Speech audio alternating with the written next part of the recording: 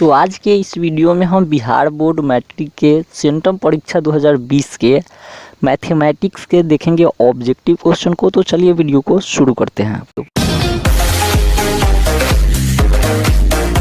Video को शुरू करने से पहले अगर आप बिहार बोर्ड मैट्रिक के स्टूडेंट हैं तो चैनल को ज़रूर सब्सक्राइब करें, क्योंकि यहाँ पर आपको मैट्रिक से रिलेटेड हर एक टॉपिक पर वीडियोज़ मिल जाएगी। तो चलिए वीडियो को शुरू करते हैं। तो यहाँ पर जो सबसे मेरा पहला क्वेश्चन है, क्वेश्चन नंबर 1 है, यदि a बराबर 3 के पावर 4 गुने 5 के पावर -3 तथा b बराबर 3 के पावर 2 गुने 5 के पावर 2, तो मसा a और b का क्या होगा। तो जब हम मसा निकालते हैं तो ऐसे अंक दिया गया रहता है, तो जब हम उसका मसा निकालते हैं तो उसका गुणनखंड तोड़ते हैं, और यहाँ पर ऑलरेडी पहले से गुणनखंड दिया हुआ है। तो पहले का गुणनखंड हो जाएगा यहाँ पर 3 के पावर 4 गुने 5 के पावर 3 तथा दूसरे का गुणनखंड हो जाएगा 3 के पावर 2 गुना 5 के पावर 2। तो जब भी हमको HCF मसा निकालना होता है तो जो दोनों में कॉमन होता है गुणनखंड उसको लेते हैं और उसका छोटा घात लिखते हैं। तो यहाँ पर अगर हम देखें तो यहाँ पर जो कॉमन होगा इसमें, तो यहाँ पर अगर हम देखें तो कॉमन यहाँ पर होगा 3 और 5 दोनों में मिल रहा है, तो 3 और 5 दोनों कॉमन हो जाएगा। तो हम यहाँ पर यदि कॉमन ले लेंगे तो यहाँ पर हमारा आ जाएगा कि 3 के पावर छोटा घात में 2 और गुना आ जाएगा हमारा यहाँ पर 5 के पावर 2। तो 3 के पावर 2 निकालेंगे तो हमारा आएगा 9, तो यहाँ पर हो जाएगा 9 और गुना हो जाएगा यहाँ पर 25। तो 9 में जब हम 25 से गुना करेंगे तो हमारा आ जाएगा यहाँ पर आंसर 225। तो इसका आंसर हो जाएगा ये, यानी कि 225। अब बढ़ते हैं अगले क्वेश्चन की ओर और देखते हैं अगला क्वेश्चन। तो यहाँ पर अगला क्वेश्चन है कि यहाँ पर अगला क्वेश्चन है 0.34 पर पावर एकरिंग को P/Q के रूप में लिखा जा सकता है। तो इसको जब हम P/Q के रूप में बदलेंगे तो इसका आंसर आ जाएगा 43/99, यानी कि इसका बी आंसर हो जाएगा। तो इसका बी हो गया। अब देखते हैं अगले क्वेश्चन को। तो हमारा अगला क्वेश्चन है कि चतुर्भुज के सभी चारों कोणों का योग होता है। तो आपको तो ये पता ही होगा कि चतुर्भुज के चारों कोणों का योग 360 डिग्री होता है। तो इसका आंसर हो जाएगा सी, यानी कि 360 डिग्री। अब देखते हैं अगले क्वेश्चन को। तो अगला क्वेश्चन है 11/80 का दशमलव प्रसार होगा। तो इसका दशमलव प्रसार जानने के लिए सबसे पहले हम 80 का गुणनखंड निकालेंगे। तो जब हम 80 का गुणनखंड निकालेंगे तो यहाँ पर आएगा 2 के पावर 4 और गुने 5। तो जब हम जानते हैं कि किसी भी संख्या का यदि दशमलव प्रसार 2 के पावर m गुने 5 के पावर n के रूप का होता है तो उसका दशमलव प्रसार शांत होता है। अतः इसका दशमलव प्रसार शांत होगा, यानी इसका आंसर हो जाएगा ये, यानी कि शांत दशमलव। अब बढ़ते हैं अगले क्वेश्चन की ओर। हमारा अगला क्वेश्चन है, निम्नलिखित में कौन अभाज्य संख्या है। तो आपको पता है कि वैसी संख्या जिसमें केवल 1 से भाग लगे या उसी संख्या से भाग लगे उसको अभाज्य संख्या कहा जाता है। तो यहाँ पर 41 ऐसी संख्या है जो या तो 1 से डिवाइडेड होगा या तो 41 से होगा। तो इसलिए इसका आंसर हो जाएगा बी, यानी कि 41। तो अब बढ़ते हैं अगले क्वेश्चन की ओर। तो हमारा अगला क्वेश्चन है, बहुपद 8x + 14 का शून्यक है। तो यहाँ पर 8x + 14 का शून्यक है, यानी कि इसका हमको शून्यक निकालना है। तो हम इसका शून्यक निकालेंगे। तो इसके लिए हम लिख सकते हैं कि 8x + 14 बराबर 0, और जब हम 14 को इधर भेजेंगे बराबर के इस साइड भेजेंगे तो ये माइनस हो जाएगा, यानी कि हो जाएगा हमारा 8x बराबर -14। और जब हम इसी को बटा करेंगे, यहाँ इधर x का मान निकालेंगे तो इधर जाके ये बटा हो जाएगा, और जब ये बटा हो जाएगा तो ये आ जाएगा हमारा 14 2 से कट जाएगा तो -7/4। तो इसका आंसर हो जाएगा -7/4। तो -7/4 जो ऑप्शन है बी में है, अतः इसका आंसर बी सही हो जाएगा, -7/4। अब देखते हैं अगले क्वेश्चन को। अगला यहाँ पर क्वेश्चन है कि इतना का सरलतम रूप क्या होगा, यानी कि ये जो 28/128 और बटा यहाँ पर 16/8 है, 168 है, उसका सरलतम रूप क्या होगा। तो इसको हम काट देंगे, वहीं इसका सरलतम रूप हुआ। तो अगर हम इसको काट देंगे 8 से, अगर दोनों को काट दे तो इसका हो जाएगा नीचे 21 और ऊपर काटेंगे तो यह आ जाएगा 16। तो इसीलिए इसका सरलतम रूप हो जाएगा 16/21, यानी कि 16/21 बी में ऑप्शन है। तो इसका आंसर सही हो जाएगा बी। अब देखते हैं अगले क्वेश्चन को। इसका अगला क्वेश्चन है कि निम्नलिखित में कौन अपरिमेय संख्या है। तो जो रूट में होता है वो अपरिमेय संख्या होता है जिसका वर्गमूल नहीं निकलता है। तो अगर हम यहाँ पर देखें तो इन सारी संख्याओं का वर्गमूल निकल जाएगा। जैसे ए का इसका 7 आ जाएगा, इसका 2 आ जाएगा और इसका 1/4 आ जाएगा, लेकिन रूट 5 का वर्गमूल नहीं निकलेगा। अतः इसका आंसर हो जाएगा डी यानी कि रूट 5। अब देखते हैं अगले क्वेश्चन को। हमारा अगला क्वेश्चन है निम्नलिखित में कौन द्विघात समीकरण है। तो द्विघात समीकरण यहाँ पर अगर हम इसको निकालेंगे तो ये एक्स स्क्वायर, ये निकालेंगे तो आएगा एक्स स्क्वायर प्लस 2x और प्लस 1 आ जाएगा। ए प्लस बी का होल स्क्वायर करेंगे तो, और बराबर ये 3x प्लस 1 आ जाएगा। तो यदि हम इसको 3x प्लस ये 1 आ जाएगा, तो इसको अगर हम इसको इधर घटाएंगे तो ये -x आ जाएगा। तो ये हो जाएगा एक्स स्क्वायर माइनस एक्स। तो इसका ये द्विघात समीकरण हो जाएगा ए वाला, तो इसलिए इसका आंसर हो जाएगा ए। तो इसका द्विघात समीकरण ए हो जाएगा, अतः इसका आंसर ए हो जाएगा। तो इसका ए में टिक कर लेते हैं, इसका आंसर हो गया ए। अब देखते हैं अगले क्वेश्चन को। अगला क्वेश्चन है निम्नलिखित में कौन परिमेय संख्या है। तो परिमेय संख्या कौन है, तो अगर हम रूट 9 का वर्गमूल निकालेंगे तो इसका वर्गमूल आ जाएगा 3, जो कि एक परिमेय संख्या आता है। इसका आंसर हो गया ए, यानी कि ये परिमेय संख्या। बाकी का अगर निकालेंगे वर्गमूल तो ये सब रूट में बच जाएगा, वर्गमूल नहीं निकलेगा, ये इसलिए अपरिमेय संख्या हो जाएगा। अब देखते हैं अगले क्वेश्चन को। अगला क्वेश्चन है 11 नंबर क्वेश्चन है अगला कि निम्नलिखित में कौन द्विघात बहुपद है जिसके शून्यक 5 और -3 है। तो इसके लिए हम द्विघात बहुपद निकालेंगे। तो द्विघात बहुपद निकालने के लिए फार्मूला होता है एक्स स्क्वायर प्लस अल्फ़ा और प्लस बीटा इंटू एक्स, और अल्फ़ा इंटू और माइनस होता है यहाँ पर, सॉरी माइनस होता है, ये माइनस हो जाएगा। ये x square minus alpha x square, ये हो जाएगा x square minus alpha plus beta into x, और ये हो जाएगा प्लस अल्फ़ा इंटू बीटा। तो यहाँ पर जब हम इस फार्मूला पर इसको रखेंगे तो ये हमारा आंसर जो ए है वो सही आ जाएगा। तो इसीलिए इसका आंसर हो जाएगा ए, यानी कि ये हो जाएगा यानी कि अल्फ़ा इंटू बीटा। अब बढ़ते हैं अगले क्वेश्चन की ओर। अगला जो क्वेश्चन है हमारा वो है 12 नंबर है। इसका कह रहा है कि निम्न में कौन 3x माइनस वाई बराबर 0 तथा 3x प्लस वाई बराबर 36 का हल है। तो जब हम इसका हल निकालेंगे, हम लुप्तीकरण विधि से निकाल सकते हैं, तो जब हम इसका हल निकालेंगे तो ये आएगा आंसर नंबर ए, यानी कि x बराबर 2 तथा y बराबर 6। तो यही इसका आंसर हो जाएगा। अब देखते हैं अगले क्वेश्चन को। अगला क्वेश्चन है क्वेश्चन नंबर 13 है अगला। तो क्वेश्चन नंबर 13 में है कि बहुपद x square minus 15x plus 56 का घात है। तो ये द्विघात बहुपद है, इसीलिए इसका अधिकतम घात 2 है, तो इसीलिए इसका आंसर 2 हो जाएगा। अब देखते हैं अगले क्वेश्चन को। हमारा अगला क्वेश्चन 14 नंबर है।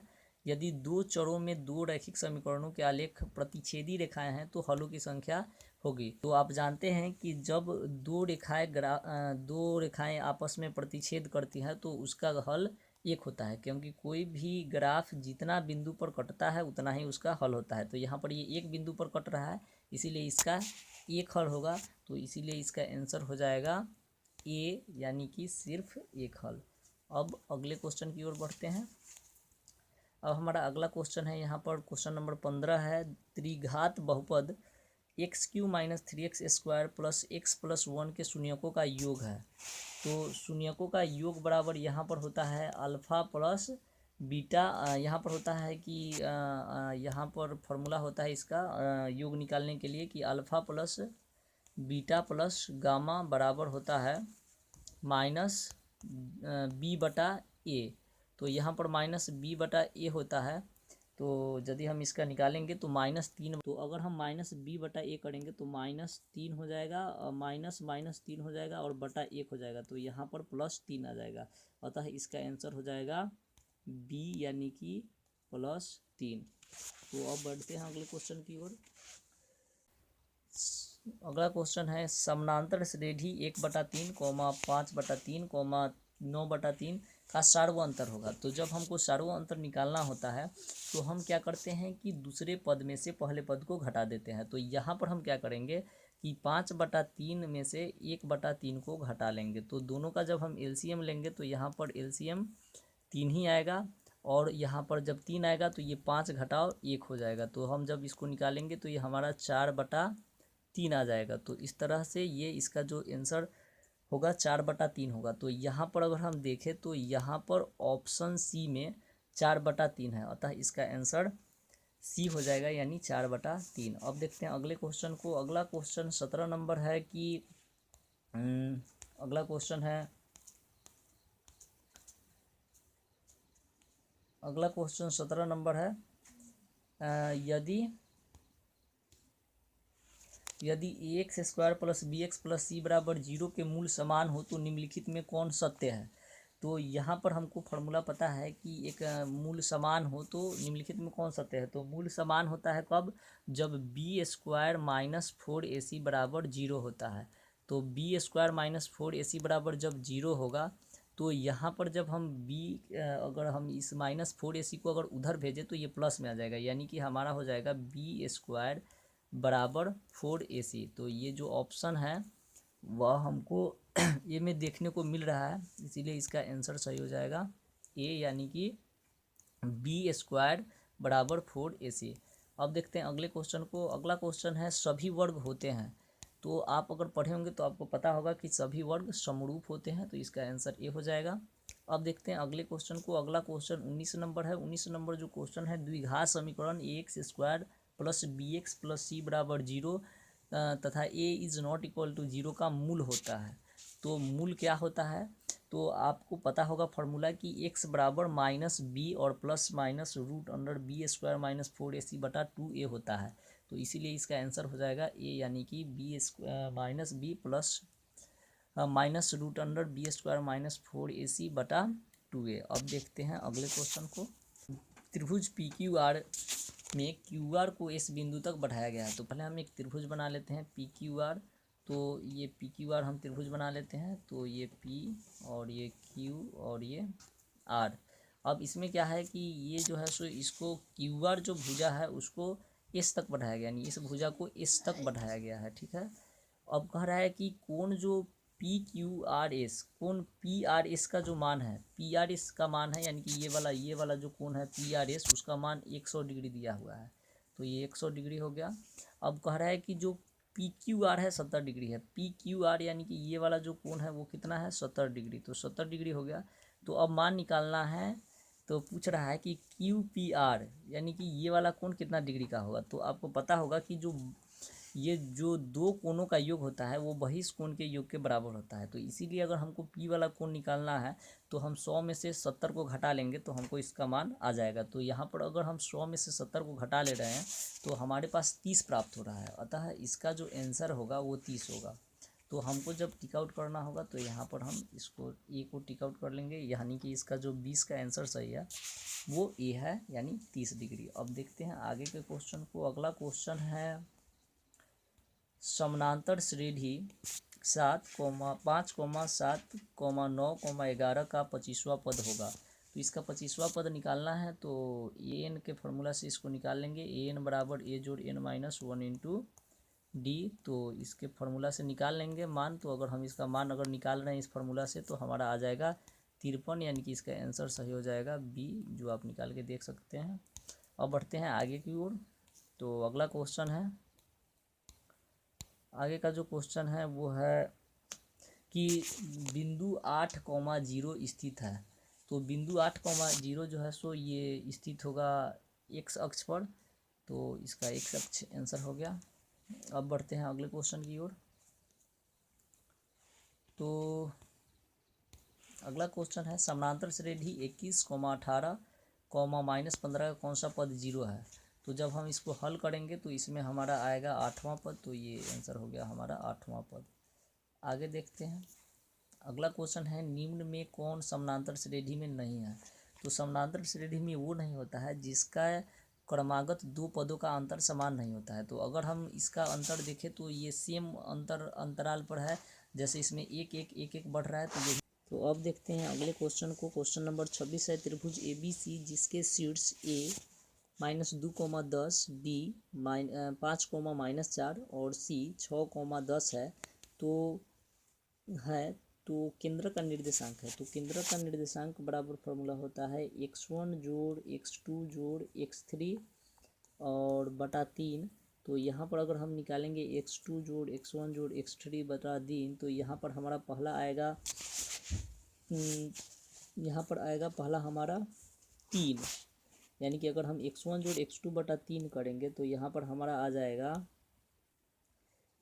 ये -2 और प्लस आएगा यहाँ पर x2 का मान 5 हो जाएगा और जोड़ 6 हो जाएगा और बटा यहाँ पर 3 हो जाएगा। तो अगर हम सबको जोड़ देंगे तो 11 हो जाएगा और 11 में से अगर 2 घटा दे तो यहाँ पर 9 आ जाएगा। तो अगर हम 9 बटा 3 करेंगे तो x का मान कट के 3 आ जाएगा। लेकिन अगर हम यहीं अगर ये तो x का मान 3 हो गया और अगर हमको y का मान निकालना होगा तो फिर हम वैसे ही y1 जोड़ y2 जोड़ y3 करेंगे और बटा 3 करेंगे।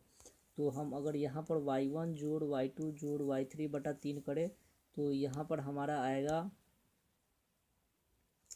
यहाँ पर हो जाएगा 10 और प्लस हो जाएगा यहाँ पर ये जो y1 का मान हो गया।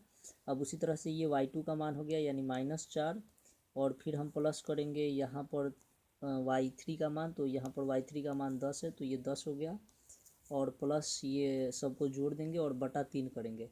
तो सबको जोड़ेंगे तो 10 10 20 हो जाएगा और 20 में से ये 4 माइनस हो जाएगा तो यहाँ पर हमारा बच जाएगा 16, यानी कि ये हो जाएगा 16 बटा 3। तो इस तरह से हमारा आंसर हो जाएगा 3, 16 बटा 3। लेकिन यहाँ पर अगर हम ऑप्शन देखें तो कहीं पर भी 3, 16 बटा 3 नहीं है, इसीलिए ये क्वेश्चन का जो ऑप्शन है वो गलत दे दिया गया है। तो अब अगले क्वेश्चन के देखते हैं आंसर को। अगला क्वेश्चन है कि यदि दो समरूप त्रिभुजों के क्षेत्रफल का अनुपात 100:121 हो तो उनके संगत भुजाओं का अनुपात होगा। तो यहाँ पर आपको पता होगा कि दो समरूप त्रिभुज के क्षेत्रफल का जो अनुपात होता है उसके संगत भुजाओं के वर्गों के अनुपात के बराबर होता है। यानी कि ये जो 100/121 होगा वो उसके दोनों के वर्गों के अनुपात के बराबर होगा। ये भुजा का यदि AB बटा, अगर मान लेते हैं कि AB बटा D या कोई भी भुजा है तो इसके स्क्वायर के बराबर होगा। तो अगर इसके स्क्वायर के बराबर होता है तो ये जो स्क्वायर है इधर आएगा तो ये रूट अंडर में आ जाएगा। तो इसका जो अनुपात होगा, इसका जो अनुपात होगा, ये जो स्क्वायर यदि इसका हटेगा तो जब हम इसका स्क्वायर हटाएंगे तो ये इधर रूट अंडर आ जाएगा। तो जब हम इसका रूट अंडर निकालेंगे यहाँ पर, तो इसका जब हम रूट अंडर निकालेंगे तो इसका 10 आ जाएगा और इसका 11 आ जाएगा। यानी कि जो इसके संगत भुजाओं के वर्गों का अनुपात होगा वो हो जाएगा 10/11 यानी 10:11। अगर हम यहाँ पर अब हम अपने आंसर में अगर खोजेंगे 10:11 तो यहाँ पर डी में मिल जाता है 10:11। तो इसीलिए इसका आंसर हो गया डी यानी 10:11। तो अब अगले क्वेश्चन को देख लेते हैं।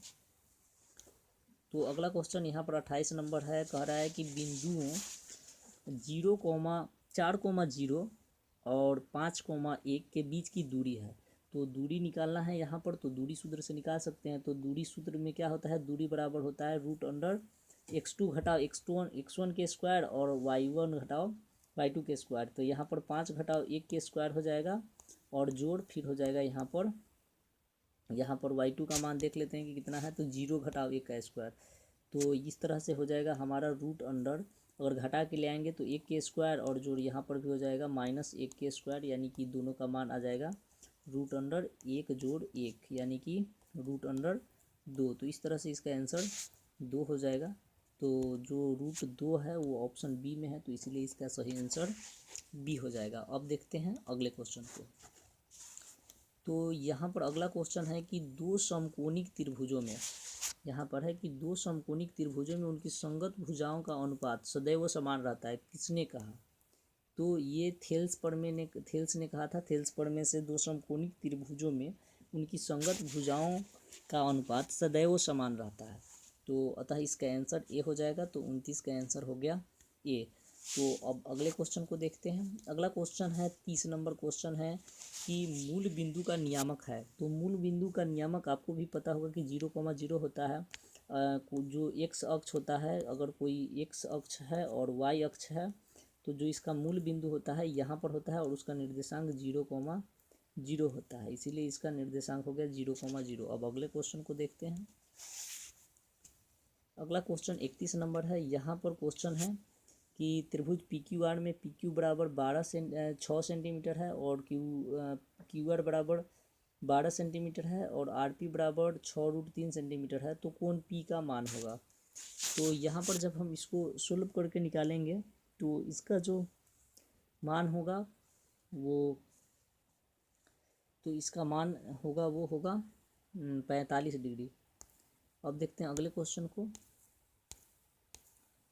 अगला क्वेश्चन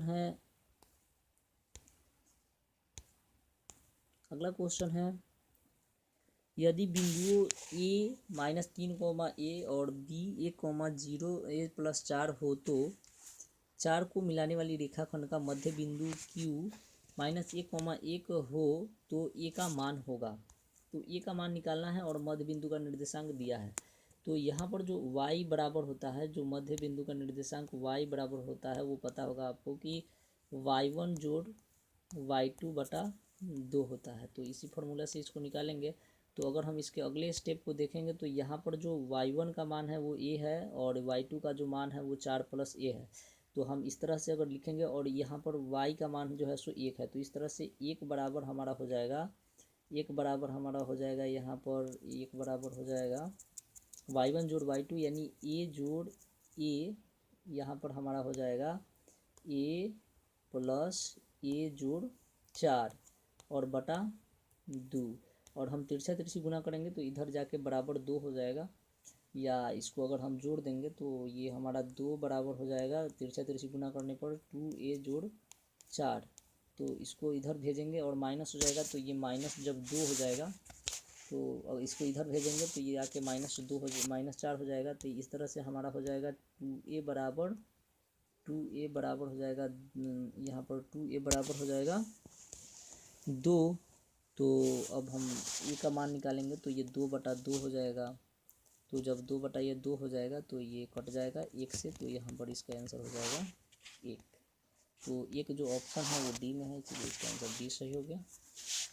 अब अगले क्वेश्चन को देखते हैं। अगला क्वेश्चन, भुज ABC में DE समानांतर BC और AD/BD बराबर 1.5/3 और AE बराबर 1 सेंटीमीटर। तो इसी का मान निकालना है। तो हमको पता है कि जो थेल्स प्रमेय के हिसाब से कि यदि कोई दो रेखा समानांतर होता है त्रिभुज का, तो वो दो अन्य भुजाओं को समान अनुपात में बांटता है, यानी कि AD/BD बराबर हो जाएगा यहाँ पर AE/EC, और इसका जब हम अनुपात निकालेंगे ये दोनों का, तो हमारा जो आंसर है वो आ जाएगा निकल करके। तो देख लेते हैं इसका अनुपात क्या होगा। अगर इस तरह से अनुपात निकाले तो ये हो जाएगा 1.5 और बटा 3 और बराबर ये हो जाएगा ये हमारा AE यानी 1 और बटा ये EC का मान हो जाएगा। इसको चाहे तो हम दशमलव हटा देंगे, जब ये काटे हैं 0 दिए हैं यहाँ पर, तो ये 2 आ जाएगा, ये 2 यहाँ पर 2 आ जाएगा, ये तो 2 आएगा। तो इसको अगर जब हम तिरछा तिरछी गुना करेंगे तो EC बराबर हमारा 2 सेंटीमीटर आ जाएगा, और इस तरह से हमारा आंसर हो जाएगा 2। तो अब देखते हैं अगले क्वेश्चन को। तो अगला क्वेश्चन है, यदि cos थीटा बराबर 5/13 हो तो cosec थीटा का मान होगा। तो cosec थीटा का मान निकालना है, तो ये हमारा हो जाएगा cos थीटा बराबर होता है b/h। तो ये b का मान हो गया 5 और h का मान हो गया 13। तो हमको यदि अगर cosec थीटा का मान निकालना है तो cosec थीटा बराबर होता है p/h।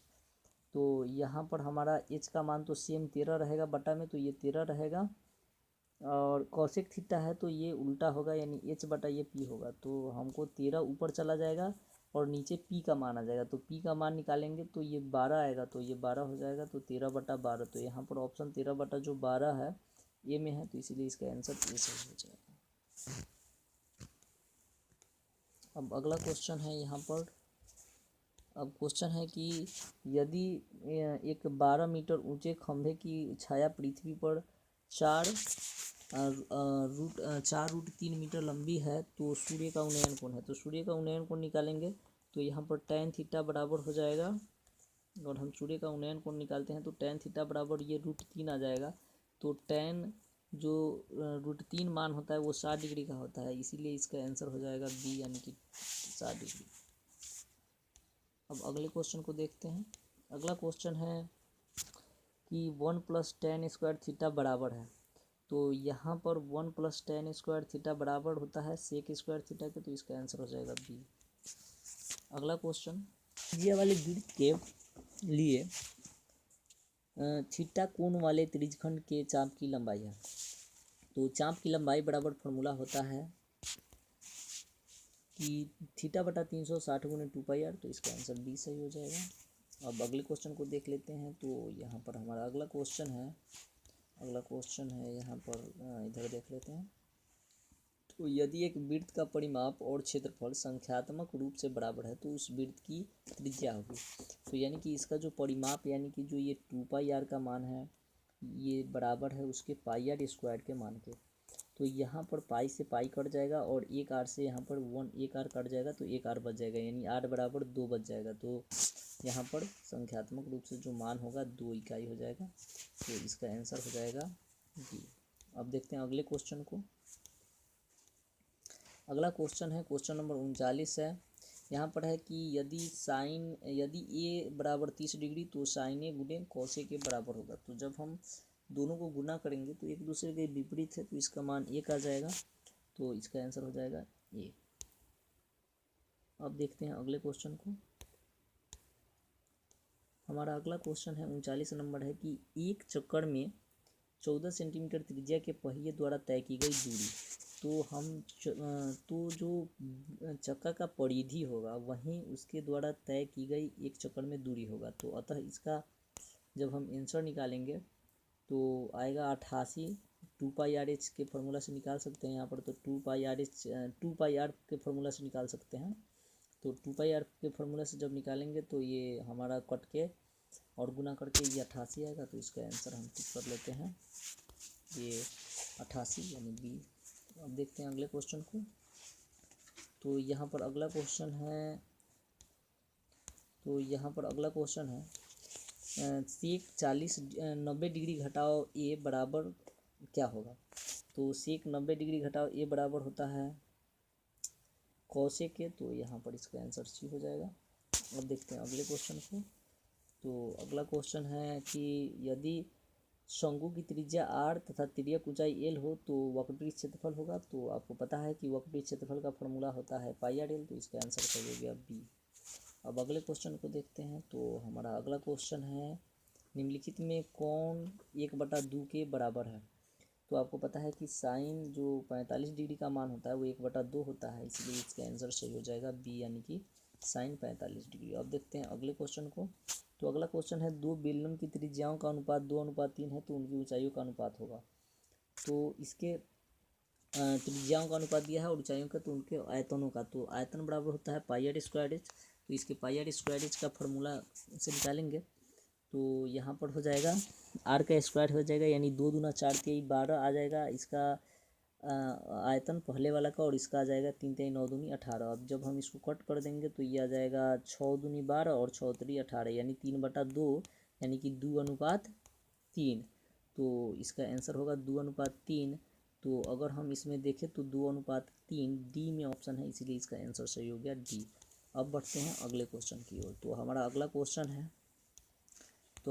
क्वेश्चन है 45 नंबर। यदि वृत्त की जीवा की लंबाई वृत्त की त्रिज्या के बराबर हो तो जीवा द्वारा केंद्र पर बनाया गया कोण बराबर है। तो यहाँ पर अगर हमारा वृत्त है और त्रिज्या अगर ये r है और अगर केंद्र पर बनाया गया कोण पूछ रहा है, तो यहाँ पर जो r, ये भी r का मान हो गया, ये भी r हो गया और ये भी r हो गया। तो जब तीनों r हो गया तो जो ये त्रिभुज हो गया वो समबाहु त्रिभुज हो गया, और समबाहु त्रिभुज के प्रत्येक कोण जो होता है 60 डिग्री का होता है, इसीलिए इसका एक कोण का जो मान होगा वो 60 डिग्री हो जाएगा, अतः इसका आंसर 20 हो गया। अब आगे बढ़ते हैं।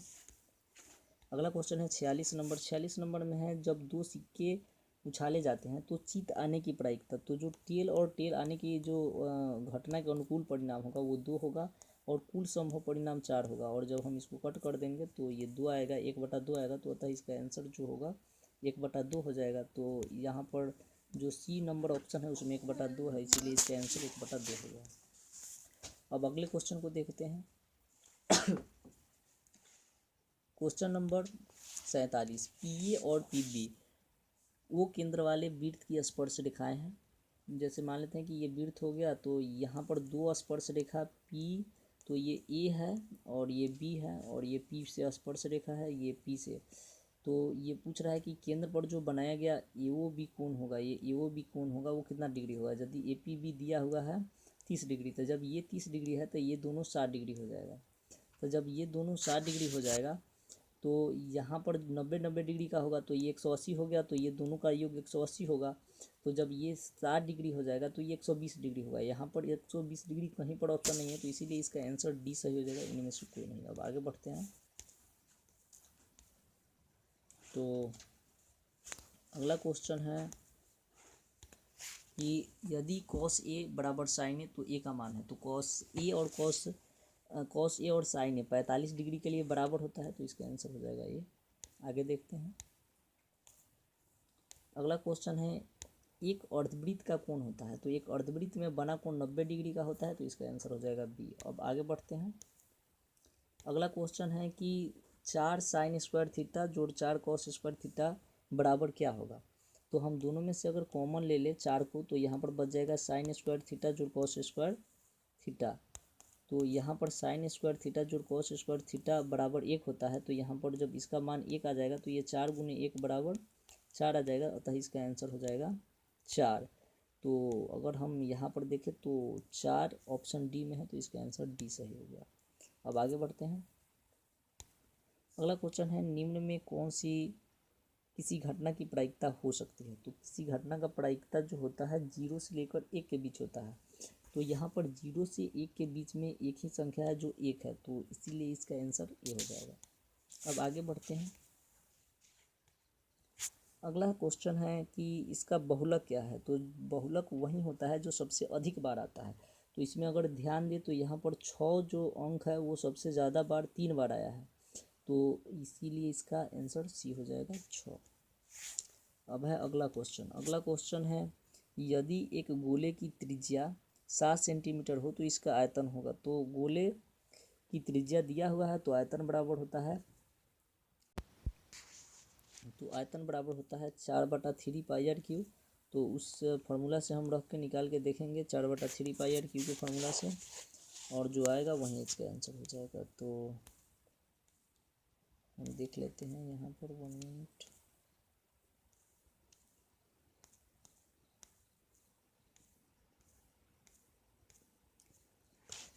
तो अगर हम यहाँ पर अगर उसका निकालेंगे तो यहाँ पर ये जो ऑप्शन है, यहाँ पर अगर हम बात करें तो इसका 4/3 पाई आर क्यू करेंगे, जो आंसर आएगा वो हो जाएगा। तो 4/3 पाई आर क्यू, 3 पाई का मान 22/7 हो जाएगा, और आर का मान हो जाएगा ये 7 है, तो 7 गुने 7 गुने 7। तो ये जो 7 है, ये जो एक 7 है इस 7 से कट जाएगा, और बाकी का जो अंक होगा उसको गुना करके लिख देंगे, वही आंसर हो जाएगा। यानी कि 49 में ये 88 से गुना करके बटा 3 लिख देंगे, उसको दशमलव में तोड़ देंगे, वो आंसर आ जाएगा। वो अपना गुना करके देख लीजिएगा। आगे देखते हैं। तो अगला क्वेश्चन है कि इतना का परिसर क्या है। तो किसी भी आंकड़ा का जो परिसर होता है, इसका जो सबसे अधिकतम मान होता है उसमें से हम न्यूनतम मान को घटा लेते हैं, तो हमारा परिसर निकल जाता है। तो इसमें सबसे जो बड़ा अंक को देखने को मिल रहा है वो है 33। तो 33 में से हम जब अंक घटा लेंगे, इसमें जो सबसे छोटा होगा, तो यहाँ पर जो सबसे छोटा अंक देखने को मिल रहा है वो क्या है, वो 7 है। तो हम 33 में से 7 को घटा लेंगे, तो जितना अंक बचेगा वही हमारा आंसर होगा। तो 33 में से हम 7 घटा रहे हैं अगर, तो हमारे पास बच जाएगा 26। तो इसका आंसर हो जाएगा ए, यानी 26। आगे देखते हैं।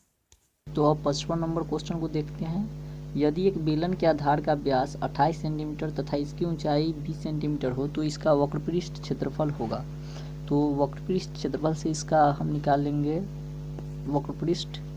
तो बेलन का वक्रपृष्ठ क्षेत्रफल बराबर होता है 2 पाई आर एच। तो 2 पाई आर एच के फॉर्मूला से हम निकाल लेंगे। तो सबसे पहले इसको आर निकालने के लिए इसका आधा कर देंगे, तो 14 आ जाएगा, और जब हम 2 पाई आर एच से निकालेंगे तो इसका आंसर आ जाएगा 1760 सेंटीमीटर तो स्क्वायर। तो यहाँ पर यही आंसर हो जाएगा। अब अगला क्वेश्चन देखते हैं। अगला क्वेश्चन है साइन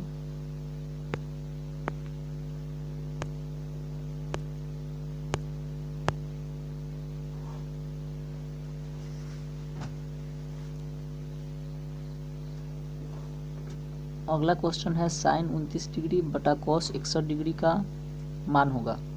तो यहाँ पर जब हम इसको बदलेंगे तो किसी एक को हम बदल सकते हैं, कॉस को साइन में या साइन को कॉस में, तो कट के एक आ जाएगा, तो इसका आंसर हो जाएगा बी यानी एक। अब देखते हैं अगले क्वेश्चन को। तो यहाँ पर अगला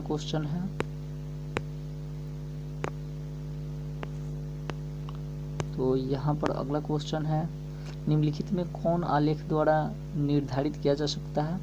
तो यहाँ पर माध्यक को निर्धारित किया जा सकता है, तो इसका आंसर हो जाएगा बी यानी माध्यक। अब अगले क्वेश्चन को देखते हैं। अगला क्वेश्चन है कि इसमें tan थीटा का मान क्या होगा। तो tan थीटा बराबर p बटा b होता है। तो tan थीटा बराबर p बटा b। तो जब हम p बटा b करेंगे तो हम जानते हैं कि जो सामने वाले थीटा का भुजा होता है वो p होता है और जो नीचे रहेगा वो b हो जाएगा। तो यहाँ पर हम 4 के बटा करेंगे क्या 3 के, तो 4 के बटा 3 के, तो के से के कट जाएगा, तो यहाँ पर अब बटा में बच जाएगा 4 बटा 3। तो इसका आंसर हो जाएगा बी यानी 4 बटा 3। अब देखते हैं अगले क्वेश्चन को। अगला क्वेश्चन है कि कॉसेक ए इंटू सेक ए का मान क्या होगा। तो ये फॉर्मूला से पता ही होगा कि 1 होता है, तो इसका आंसर हो जाएगा सी यानी 1। अब देखते हैं अगले क्वेश्चन को। अगला क्वेश्चन है 60 नंबर कि बिंदु ए -a, -b की मूल बिंदु से दूरी होगी। तो मूल बिंदु से दूरी बराबर होता है √x² जोड़ y²। तो अगर हम इसका मान यहाँ पर रखेंगे तो ये आ जाएगा √a² जोड़ b²। तो इसका आंसर यही हो जाएगा a² जोड़ b²। तो a² जोड़ b² जो ऑप्शन है वो ए में दिया गया है, तो इसीलिए इसका आंसर हो गया ए यानी कि √a² जोड़ b²।